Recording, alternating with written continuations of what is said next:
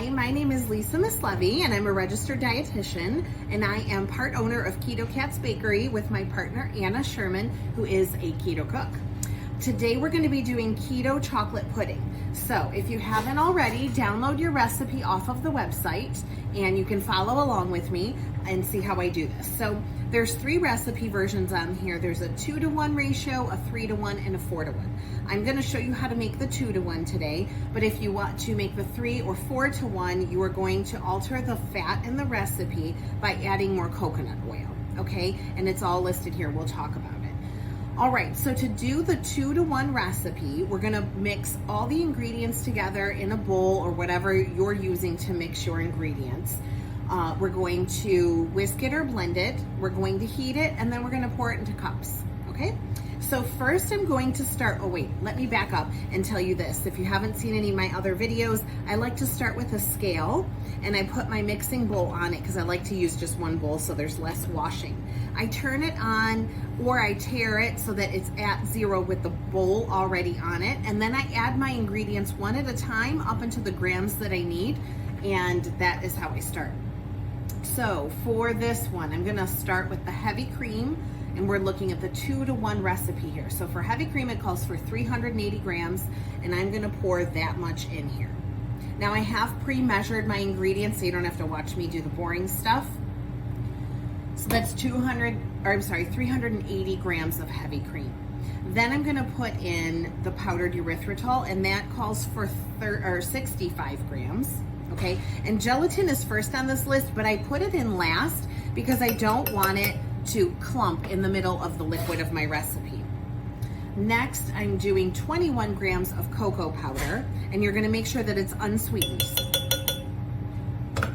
All right, then I'm going to do 1.5 grams of salt.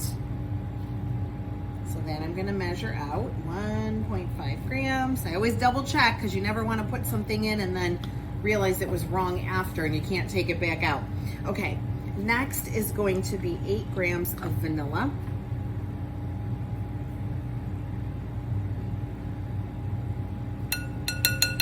Okay, and this is the part where I would take my coconut oil and I would take out the quantity that you need, so either 19 or 83 grams depending on the ratio, and I would put it in a glass bowl in a microwave and melt it down because you want to be able to mix it into here.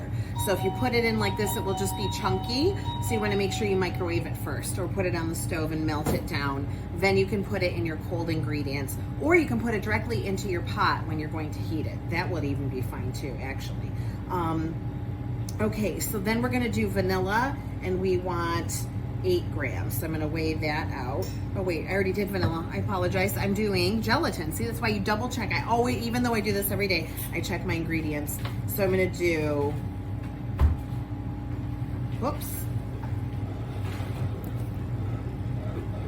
35 grams of gelatin.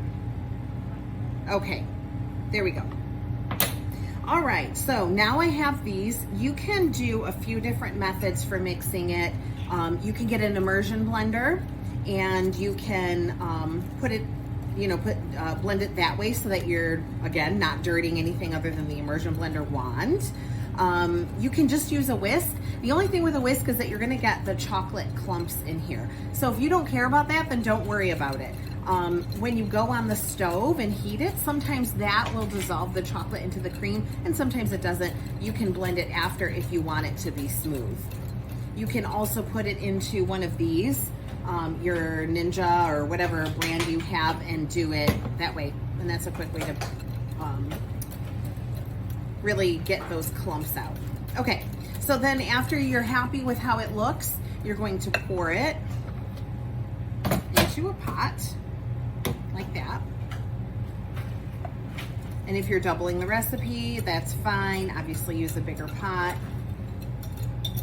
and a spatula probably to get all your ingredients out in here. And then you're gonna take it over to the stove. Okay, so now you're putting it on the stove. You're gonna put it on medium heat. And you're not looking for a boil or anything. You just want to heat it all the way through, looking to dissolve the gelatin and the cocoa powder. I would say 5 or 10 minutes or until it looks good. Really, this part is just to let it all come together. Okay, so now we're at the end of chocolate pudding. It's been on the stove and it's heated through, and actually even just with my whisk, all of the cocoa dissolved. Different brands do different things, so don't worry about it. But here at the bakery, we like everything to look uniform, so it is always on our mind.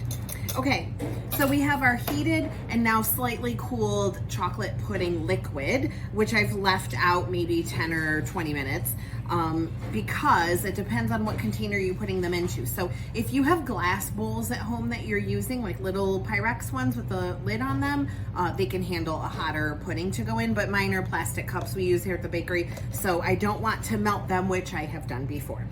Okay, so my scale is set to 0 with the container on there, and I wrote in the recipe that each portion is about 75 to 85 grams of liquid. So I'm gonna pour that until I hit there. Okay, so this is 85 grams of liquid. It's not very much, it's not filling my cup, but it's very filling to eat because it's pure cream. So, and really if you're more or less a little bit, it's not a big deal in terms of macros. The macros will always be the same ratio, no matter the quantity. What is going to change with how much you're consuming is the calories, okay? So if you're following a strict calorie diet, then this part will matter more, okay? So this will be now going in the fridge. I fill up all my cups, I put them in the fridge, I let them set. It takes several hours. I usually leave it overnight and then it's ready the next day. If you want to add whipped cream, if that's okay in your diet, then you can add sugar-free whipped cream that you can whip yourself or not. That is how you change the ratios. I'm sorry, with the coconut is how you change the ratios. I suppose you could also do it with cream on top, but I didn't add that in the recipe because it's one more step. It's, you know, one more thing to whip up if you don't know how to make whipped cream, and it doesn't always work. So I didn't add that part. Coconut oil is much easier. Okay, happy chocolate pudding making.